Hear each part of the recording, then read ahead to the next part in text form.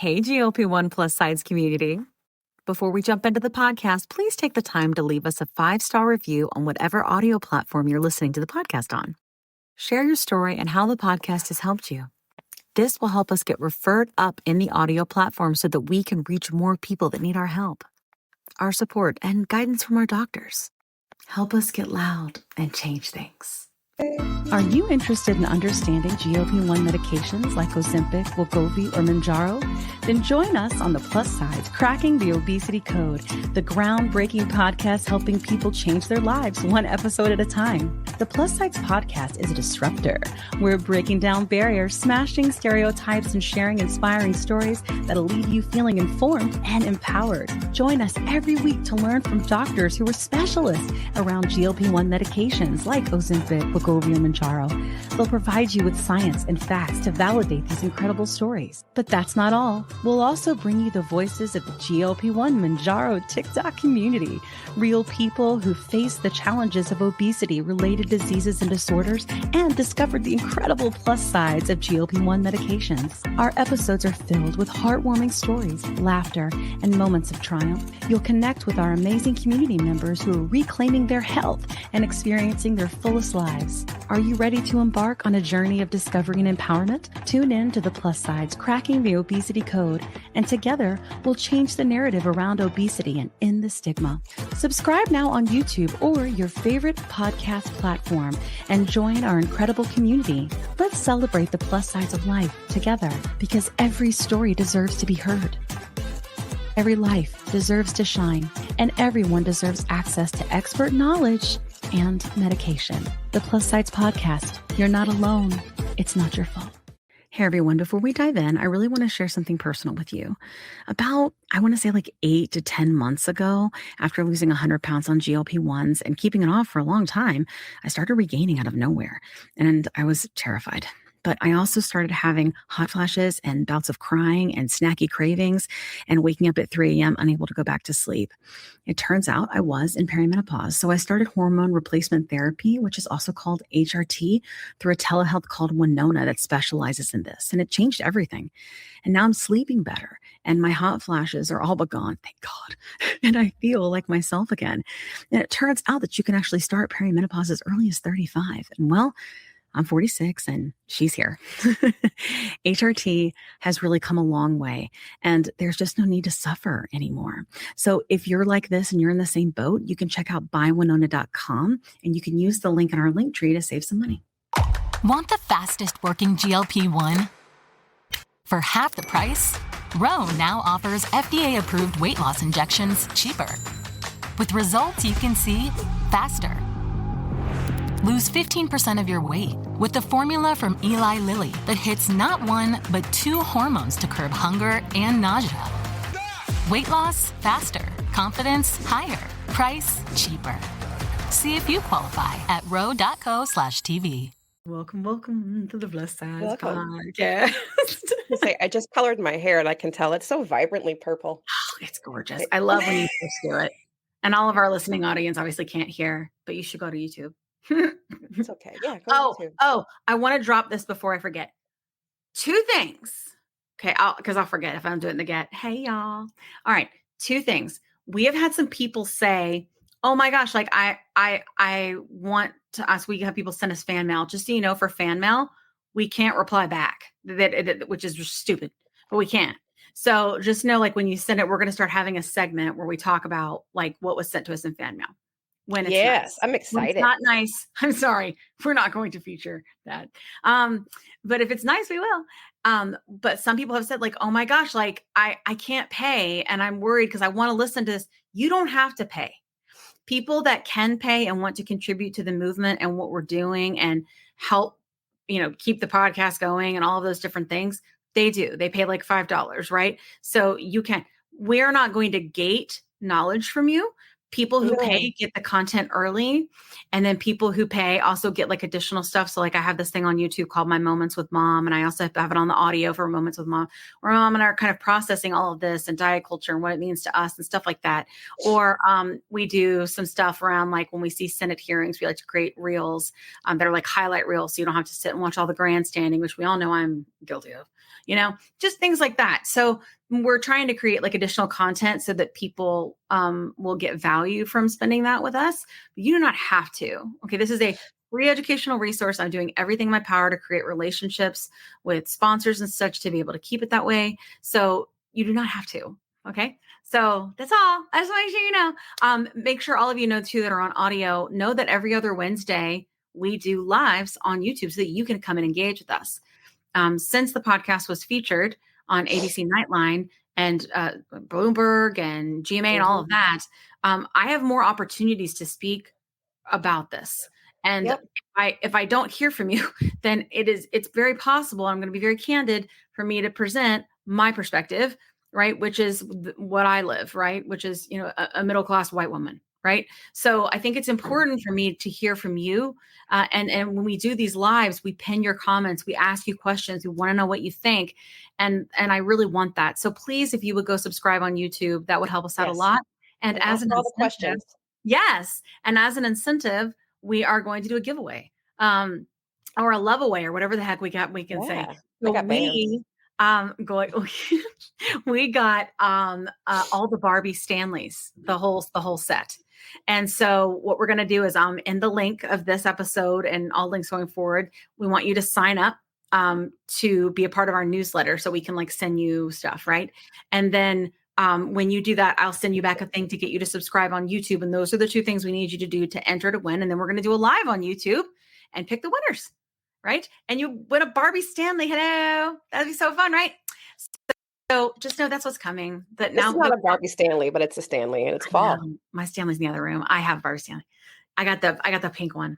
I should have it. It's fine. I'll do it I like later. that retro one, the classic Barbie, the black and white. Well, That's I a got cool your one. Barbie Stanley right over here next to me. She's pretty. I know she's cute. We gotta have lunch. Yeah, So we I can do. like And as far as I'm concerned, pumpkins in fall will be out until December 1. yeah, right. So you can't open My Barbie. sexy until- pumpkins are still out. Listen, my pumpkins are right behind me. Those Like are my sexy pumpkins too. are staying out. I bought Yeah. blue pumpkins so that I could keep them. I kept the white ones. I'm keeping those all the way through the holidays. Pumpkins. We eat pumpkin pie at Christmas. You know what? You're right. And important. pumpkin cake, pumpkin trifle. Sure. Technically, a sweet potato, everything too. Listen, if there was a sweet potato decoration, I would buy one too. Yeah. Right. Okay. All right. Enough. So anyway, we have a great show for you today. And we're so glad to have you here. Thank you for supporting what we're trying to do to get loud and change things. We love you so much. And I guess let's dive in. And eventually we'll make this a little more organized where we go over the fan mail. But like one of the biggest fan mail was that. And then the other thing for the fan mail is some people were like, well, I want to tell you my story. You can. If you go to our website, which is theplussides.com, there's a thing that says submit your story, submit it there. I'm not gonna lie, guys, there's a bunch of them. So I do the very best I can, but that's because so many of us struggle, right? And I'll keep the podcast going as long as I can to tell as many stories as I possibly can. So just know, but do I want you to submit it and tell it to me? Yeah, absolutely. Please do. Okay. So that's where you can go and do that. Okay. Fan mail covered. I'm excited. Me too. All right. Let's invite in our guest and we'll go from there. Well, hello, Jeannie. How are you? Hi, ladies. How are you? Well, it's crazy. I'm not gonna lie. We're recording a episode of the podcast every day this week. Except That is crazy. I know it is crazy. It's insane. But it's great. This is a great problem to have, and so we're just tired. Yeah, no kidding. Yeah, but it's great because it's happening. All the things are clicking, and we're so glad to have you come and help us, and appreciate your contribution to this movement in many ways. And I hope that you will tell us all those ways. But I would like to give you the opportunity and the space. Like I talk a lot about how traditional media, they're on a time limit, right? Like and even, social, it's really hard to tell a compelling story in 90 minutes or 90 seconds, not 90 minutes, 90 seconds, right? It's really difficult for that. So because of that, we wanted to have this space. And I know you've been watching the podcast for a long time. So I have. I know. So I would love Thank for you you. to take it. And, I know a lot of people say kind of sometimes they just feel very unburdened to be able to share. And everybody listening is going to be able to relate. And just, I think, tell us everything. And then All anything right. that will be helpful for anybody out there listening that's just getting started or on the journey and is going through all the mental stuff that we know is a thing. Right. You For know? sure. Yeah. Sure. Thank you so much for having me on. And You're so I was excited. I've debated so long whether I want to share my story because we all know the bias out there and how that can affect us professionally and all kinds of things. And I have an exceptional, weird, crazy history, which is sort of relevant. And so I've hesitated to share that. But today you get it. I'm giving you the whole story. There's sex, drugs, and politics. I love weird. Just I made FYI. notes. I tried, but I'm not even going to tell you how long the first run through took me. So I'm going to hopefully not vamp too much and get going on it. And here we go. I have been obese since childhood. My highest weight was 400 pounds. The lowest area I kept it in my adulthood was around 220. I had a few bumps that went a little lower, but I was able to keep it between 220 and 275 for a long time. And when I was at my lowest weight and more normal looking, I accomplished quite a bit. I've gone now almost 2 years without a gain. Never in my entire life had a steady weight. And as I go through my story, you'll see I've been dieting since early childhood. And the reason I wanted to share this today is because I want to touch and talk to the people out there that have my story, that have the early childhood obesity, who got to be supersized, who dealt with everything that comes with, because due to my very unusual circumstances, I really was able to internalize and learn how it wasn't my fault and things that had gone wrong that were completely out of my control that impacted. And there are reasons that little kids overeat. And in the words of the great Roxane Gay, my problem is what all the gym bros talk about is I was hungry. I ate too much. I popped out of the room looking for an amuse-bouche. I loved food and loved to eat and could not control it. And that part of obesity, I think we all avoid talking about because of the shame, because of the moral side of it. Now, I'm not going to go down into the philosophy and the philosophical side of all of the religious reasons, ethical reasons why gluttony is considered terrible. And so we always default to things like hormones and genes and stress and food supply and all of those things, which, to be clear, are relevant and very important to all of our journeys. But we give short shrift to the overeaters out there. And I'm here today to represent those who overeat. Overeater in the house. Kat and I are both overeaters. I know you guys are. So I figured you would be open to it. I'm going to try to keep my notes. OA and keep it member. going. So the first thing I'm going to do is a little bit of lesson on what I've learned over life about hunger and what it really means. And hopefully a little bit of this will give you an area to research a little bit. So hunger is part of our bodily imperative system. It's part of one of our 4 survival systems, and our bodies are built to defend it. When something goes wrong in that system, we can only focus on that system. Now, there's evidence out there that this originates in damage to the hypothalamus. It's not clear. It's not been studied very well. But what we do know is there are structural differences.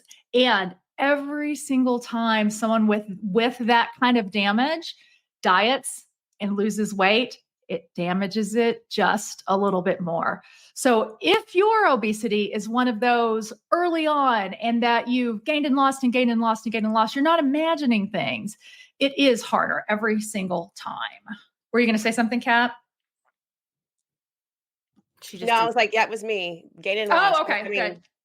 Lost a lot at age 12. Yeah. So go on. Yeah. My last point on all of that is you can live a perfect life, a perfectly healthy life now. Let's say the reason you're fat is because you ate too many Doritos for 30 years. You can stop eating Doritos and eat the perfect Mediterranean diet, and it does not fix the thing that is broken. I know because I have spent my entire life trying to be perfect and trying to do all of that. And the way I was able to do that is I need to kind of get into my life. I've been pursuing weight loss early on. I had some unique circumstances that allowed me access to things that most people my age with childhood obesity never had access to. And so there were 3 parts to my family, and they're important as you see as I go through my story. My grandmother on my mother's side, my mother's mother was, I call it Arkansas upper class. They were fairly wealthy for the area and for the moment in time. My grandfather was a pediatrician. He opened pediatric clinics in Pine Bluff, Arkansas, and I was surrounded with all of the medical stuff. I was surrounded by someone who was medically trying to help me from a very young age. And my grandmother herself was beautiful. She was skinny. My mom was skinny. My aunt was skinny. That whole side of the family, super skinny. I've got pictures of me sitting there at my 400 pounds with all these little tiny ladies. And it was rough because of the rest of my family situation. I spent most of my formative years and most of my weight loss stuff was with that side of the family. Now, my dad's side of the family, blue collar, backwoods, Arkansas, worked in a factory, overweight in the family. Now, my parents had me when they were 16 and 17, teenagers still in high school. And this was the late 60s, early 70s. So have you seen that show Shameless on Showtime? It was not dissimilar to that. There was parties, there was a lot of drug use, and there were a lot of weapons for some reason. I was a kid. I don't know how that all tied in together. And that all tied in to politics. For instance, my grandmother, the wealthy one, she shared a box at the races with Bill Clinton's mother. And my aunt went to high school with Bill Clinton and went to prom with Bill Clinton. And throughout my life, that kind of was a thread through there. And it bled over into my dad's side of things. And I'm telling this story because it's election day and it's a little election story. My dad and Bill Clinton's brother would go to the poll, which was my school. And I remember there's a trunk sitting open. And so every time someone came out and they said they voted for Bill Clinton, they got a joint. So that's how I grew up. Then, okay, I lost my thing. Okay. So got the 3 sides of the family, but the doctor side of the family was where all of my weight loss examples originated. The first, and I'm going to tell a few examples. The first thing I remember is a Weight Watchers meeting.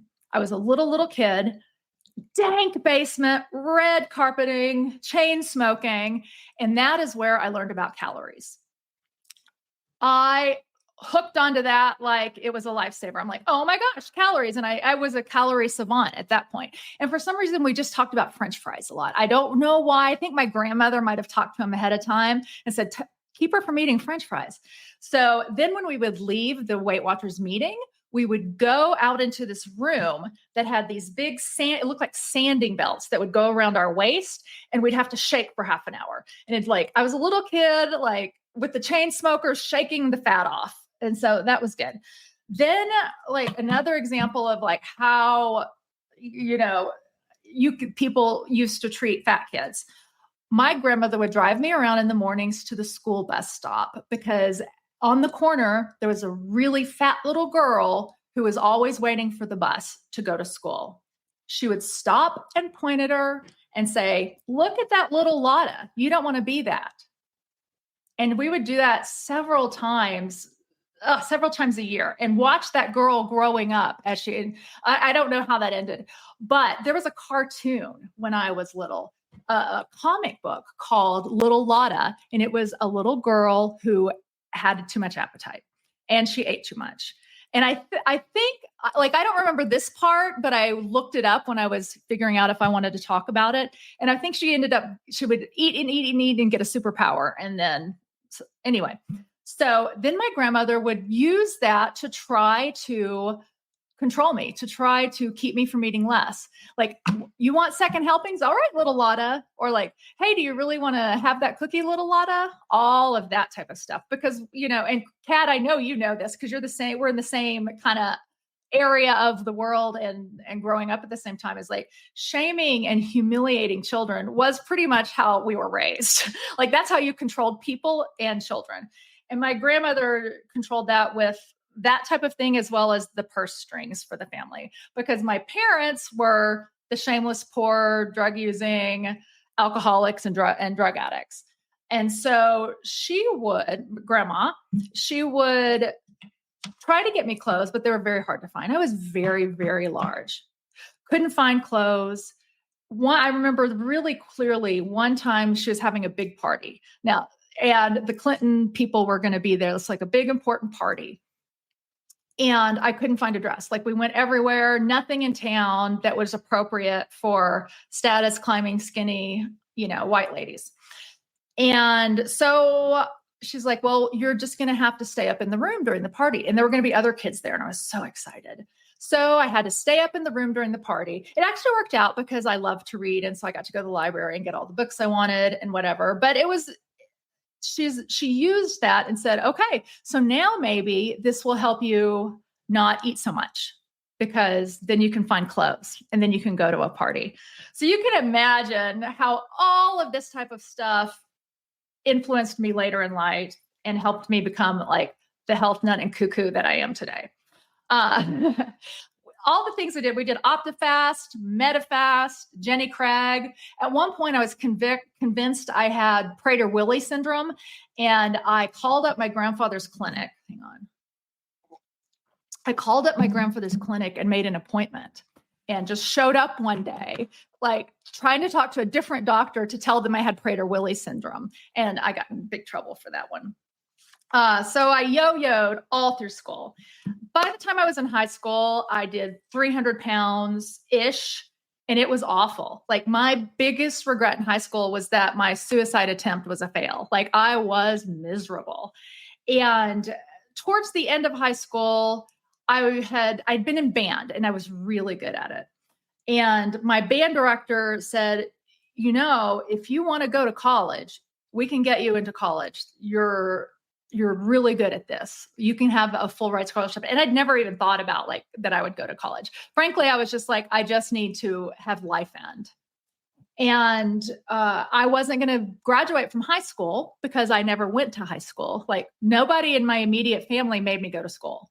I didn't have to do that. Like, is the sky blue? Yep. I don't want to go to school today. Great.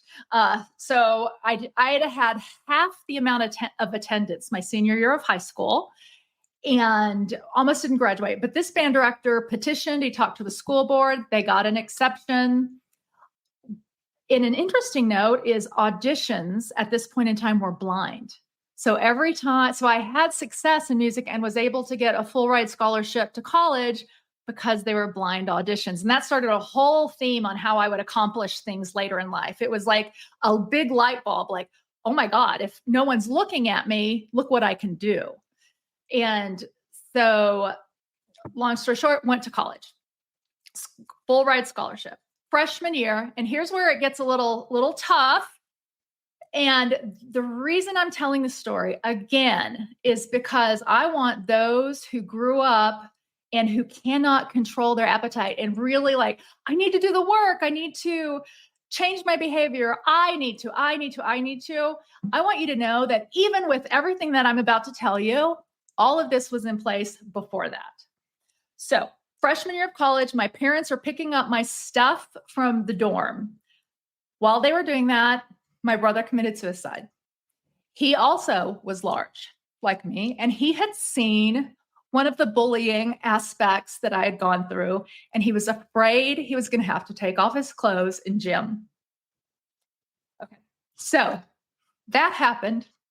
Then a month later, my dad overdosed and had a heart attack and died. And then a month after that, my grandfather died from lung cancer. And then in February, so we're talking a 3-month period of my life.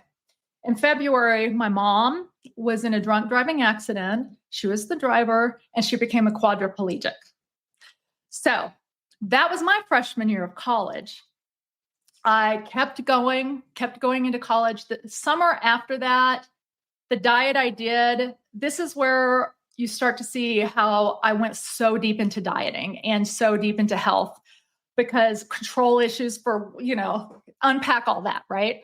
So I got a job at the shoe factory my dad had worked at. They kind of gave me a pity job, and it was at night where no one saw me.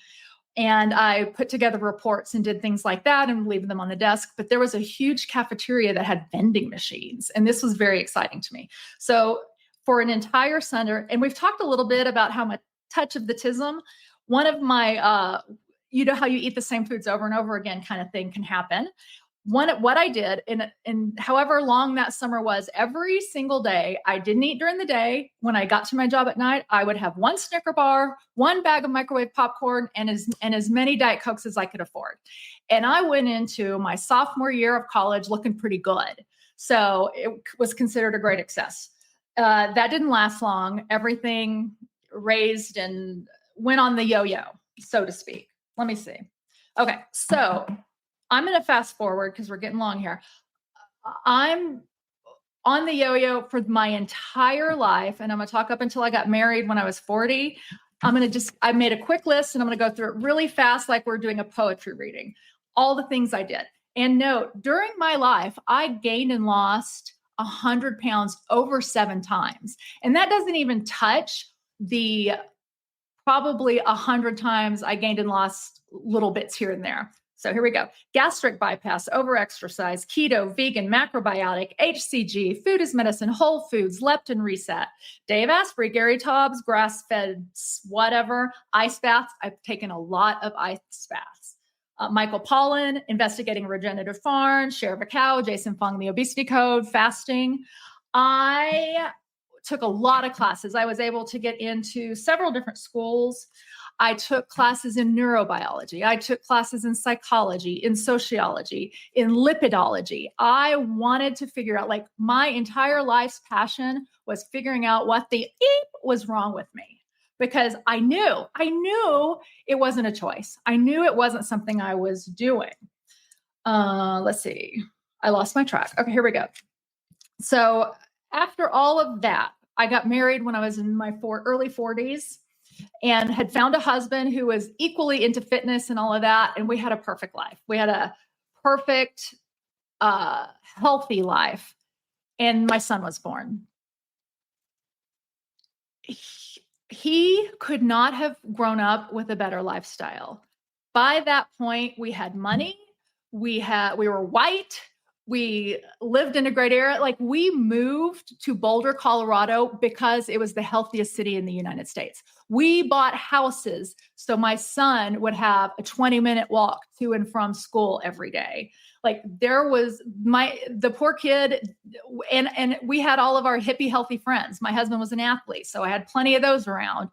And there were no cupcakes. There were no sugar at parties. There was none of that. And when he turned 8 or 9, same problems. And that's when I knew. That is when I knew.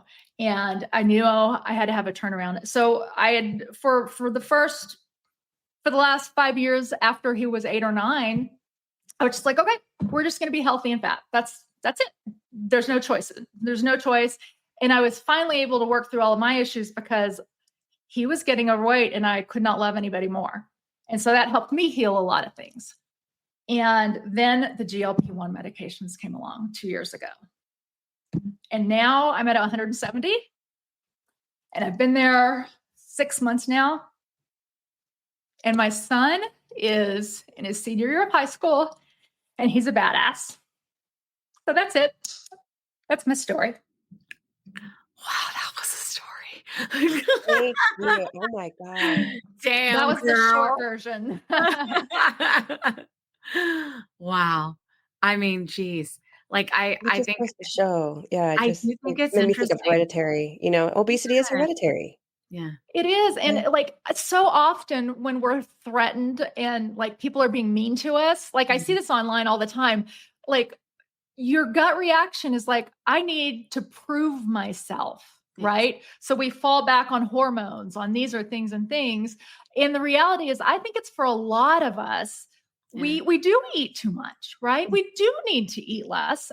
And yes, there are absolutely people who have hormonal issues that even when they eat really, really low calories are not losing weight. Yes. And we don't know all the ways any given person, all the little pieces of it, right? And it's when you get into the moral side of thing, it really brings into question free will.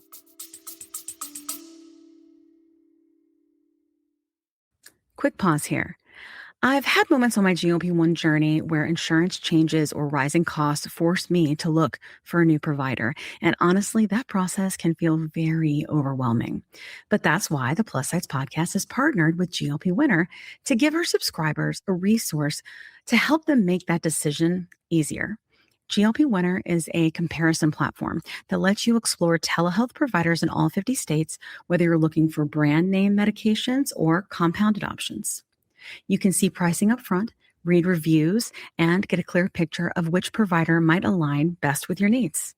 Check it out today at glpwinner.com/plus-sides. That's glpwinner.com/plus-sides. Don't forget the Z. Let me tell you a quick story.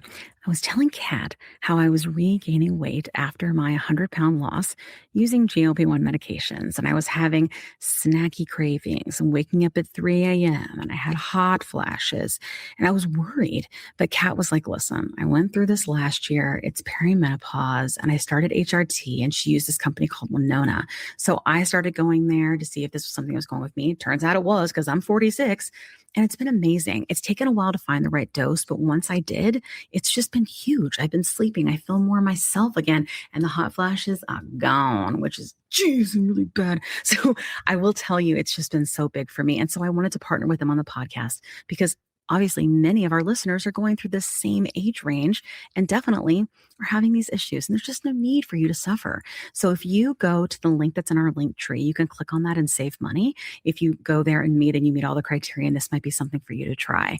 So I just want to make sure you had this great resource because it's just been such a big difference for me and Kat. Again, you can go to the link in our link tree and get what you need.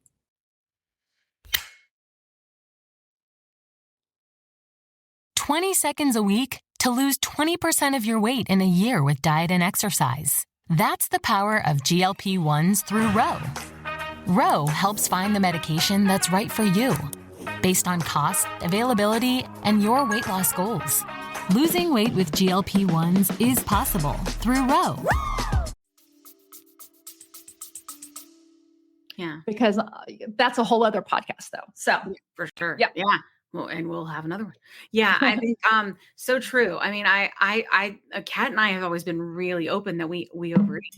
Like, we both have binge eating disorder. Have for most of our lives. Like, we talk about it very openly. And there are people that say, no, like I eat like hardly anything, and I'm still this weight, right? And that's why we talk about like those different obesity can look a little different, right? And everybody, but for sure, like I think that.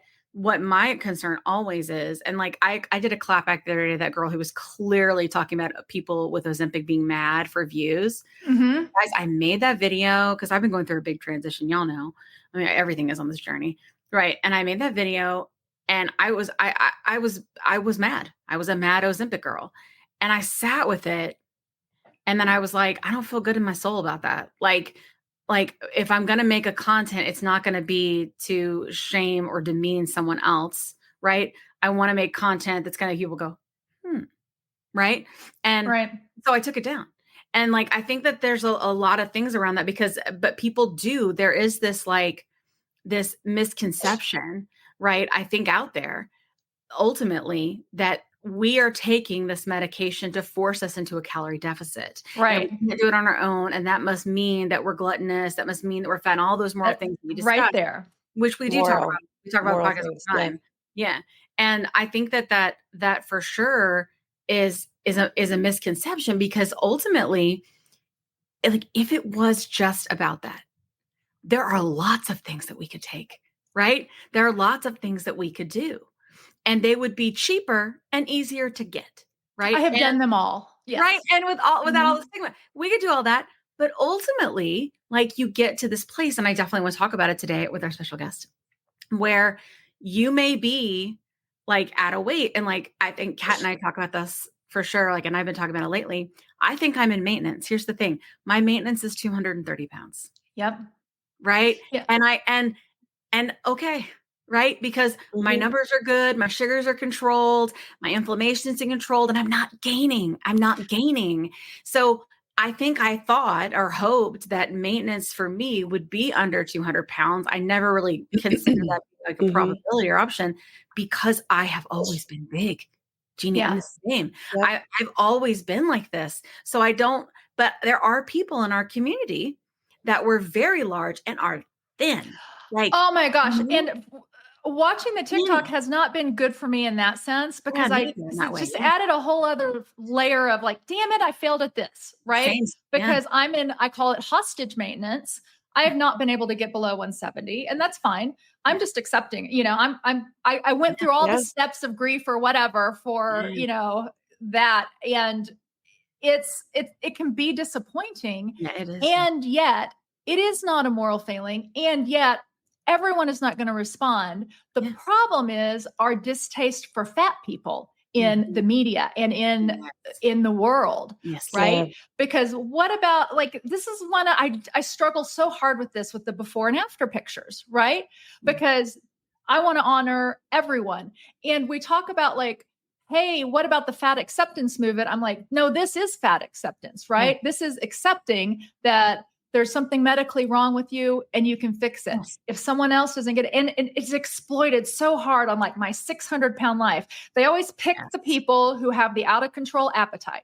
Those are the people who get shown, are the ones who, and then we know, and this is a whole other tangent. They're I've studied completely shut torture. down. Yeah. I've studied torture and how our bodily imperative system reacts to long-term starvation and that type of thing. Like something has gone cuckoo up there in that section of our brain, period. Yeah.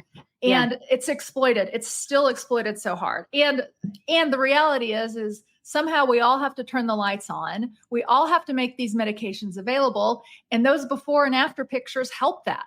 Right. Yeah. So it's all that. And I know you and I have said this. Do you want to be right? Or do you want to get ahead? Do you want to be right? Or do you want to further the cause? Do you want to change? Well, I'm here today amongst all the controversy because we all, three of us, and I know I've talked to Sabrina, I've talked to Jay, I've talked to other people. We all want the same thing. Yes. Yes. Yeah. And no matter what size you get down to, because I will say confidently, like here, like, yes, I am the heaviest girl on this group, on the podcast, everything. But I'm just going to be fluffy fit. I don't think so. I think you and I are pretty close. Kat, you I'm wear like 245, it well, girl. 248. It's the muscle. Yeah. But oh my gosh. I have to say this because I went to my personal business. I went to my lady parts doctor. I went to my gynecologist last Monday, and oh my gosh, just wait till you hit perimenopause, Kim. I have the most under freaking standing doctor because I told her, well, at one point in time I was 320 and now I'm down to this. And she said, I said, but now this year has been work to not even gain anymore because I went up a little bit, but then I went back on my Prozac, and she was so understanding. She said, well, maybe the reason why, first off, you're in perimenopause, you're going to gain like 10 pounds overnight, and you're going to be, where the hell did it come from? And two, you are on an antidepressant. So it's very hard for you now to, I had never been so understood by a doctor. That's great. I need a new dog. That is great. We know what mine was like. So that's great. I'll drive. She said, this is fine. You, if you've lost 70 pounds. So this is fine. A huge win. Yeah. But I think that, and I'm hoping like people that are watching it, right, like understand that. And I do think it was really good. And I want to talk with Dr. Rentea about this too. But I think it was really good recently. Like Dr. Albert did this live where he was talking about like what your set weight, you still have set weights, right? And he was saying like kind of where you end, like whatever your body kind of hits that homeostasis, right? That there's not a whole lot you can do about that. Like you can eat the things and you can move the body, but he was just like, and then I want to ask, cause I like, I like perspectives, right? But like at some point there's an acceptance of that. Right. And I think that, but I'm telling you, the minute I make a piece of content about it, and I've got one in my drafts, the minute I do, people are in my comments telling me to share my macros, to how often am I exercising? Am I doing They want to solve your problem. Because they want to, well, I think it's two things. Like one, they want to help, right, and solve the problem. And two, they don't want to admit that they may be like me. And That's what it is. They don't That's a want very to good be, point. that's what I think it is. yeah. And it's scary to them, right? Like that would be scary to me if I thought that. So without further ado, let's bring on Dr. Rentea to talk about this because I feel like this is like a really good topic. I'm so excited. Right? So let's bring her in. Oh, welcome to the stage. Huzzah. Plus size. Hi. Listen, what we've been talking about, I was like, yes to all of it. So many great things. Thank you for sharing your story. Like it's welcome. very, very powerful. Powerful. Yeah. Very powerful. Well, Dr. Rentea, for those who don't know you, and I don't know why that would be, but could you tell us a little bit about who you are and how you help people? Yeah. So first of all, thank you for having me on the podcast. I've been a fan from day one. Kim contacted me like when she was starting. I was like, this is an amazing idea. It's a lot of work, but it's needed. So I'm Dr. Mattea Rentea. I'm a board certified internal medicine and obesity medicine physician. I own and operate the Rentea Metabolic Clinic. It's for residents of Indiana, Illinois. It's a telehealth, really 4-pillar obesity medicine clinic where we really address all aspects of health, not just, here's a medication. But I am Kim, I kind of see, Kim, Kat, everyone on here. I really got onto TikTok and started to advocate more because it was really interesting years ago. No one was talking about how there were treatments, how this wasn't our fault, how there, all these different nuances. And it's very interesting because I'm working with patients all day long. So we see studies and things like that, but then there's also like the practical, what we see. And so I think that's good too, to bring all that in and to just keep forwarding the conversation about health. Yeah, absolutely. Yeah, I think that's very true. And in the beginning, and I mean, as someone who's been doing this quite a while, right? In the beginning on TikTok, especially, we were all focusing on how many pounds a week, right? How many pounds, how many inches, because people have told us forever, including doctors, that our problem was the weight and the weight needed to go and the weight, and then everything else would come if the weight went. And it was because of all of these things that like Jeannie was bringing up, right? And ultimately, it's not just that, right? Like it's always been about health. But in the beginning, when your whole life people have told you that's your problem, then that's what your focus is. Right? Yeah, and I think one of the other things that seems to be understood in the diet culture is that you have agency over perfect health. Yeah. We don't. Life doesn't deliver that. Not for anyone. We don't have that agency. We don't get to just engineer perfect health. All we can do is play the card hand we're dealt. Hey, Plus Siders. We're so glad that you were able to tune in for part 1 of the episode. Part 2 will be posted next week. We look forward to seeing you then. Have a great week. And remember, you're not alone. It's not your fault. Let me tell you a quick story. I was telling Kat how I was regaining weight after my 100-pound loss using GLP-1 medications, and I was having snacky cravings and waking up at 3 a.m. and I had hot flashes, and I was worried. But Kat was like, listen, I went through this last year. It's perimenopause, and I started HRT, and she used this company called Winona. So I started going there to see if this was something that was going with me. Turns out it was because I'm 46. And it's been amazing. It's taken a while to find the right dose, but once I did, it's just been huge. I've been sleeping. I feel more myself again. And the hot flashes are gone, which is, really bad. So I will tell you, it's just been so big for me. And so I wanted to partner with them on the podcast because obviously many of our listeners are going through this same age range and definitely are having these issues. And there's just no need for you to suffer. So if you go to the link that's in our link tree, you can click on that and save money. If you go there and you meet all the criteria, and this might be something for you to try. So I just want to make sure you have this great resource because it's just been such a big difference for me and Kat. Again, you can go to the link in our link tree and get what you need. Today's episode is brought to you by Ro, a telehealth platform that's changing the game of GLP-1 access. What sets Ro apart? Ro understands the challenges of navigating insurance hurdles and the skyrocketing prices of GLP-1 medications. That's why they specialize in getting insurance approvals for GLP-1s. And if insurance is a barrier, they go a step further by prescribing brand name zepbound vials for prices close to those of compound GLP-1s. With Ro, you're not just getting a prescription, you're getting a partner in your journey that's helping you access affordable treatment and guiding you every step of the way. Whether it's insurance approvals or cost-effective alternatives, Ro is here to make sure that you get the medication you need. Visit ro.co/plussides with a Z today to see how they can help you take control of your weight management journey with affordable, accessible care. That's ro.co/plus-sides with a Z, making healthcare work for you.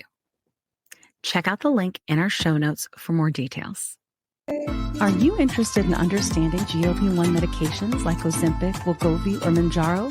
Then join us on the Plus Sides, Cracking the Obesity Code, the groundbreaking podcast helping people change their lives one episode at a time. The Plus Sides podcast is a disruptor. We're breaking down barriers, smashing stereotypes, and sharing inspiring stories that'll leave you feeling informed and empowered. Join us every week to learn from doctors who are specialists around GLP-1 medications like Ozempic, Wegovy, or Mounjaro.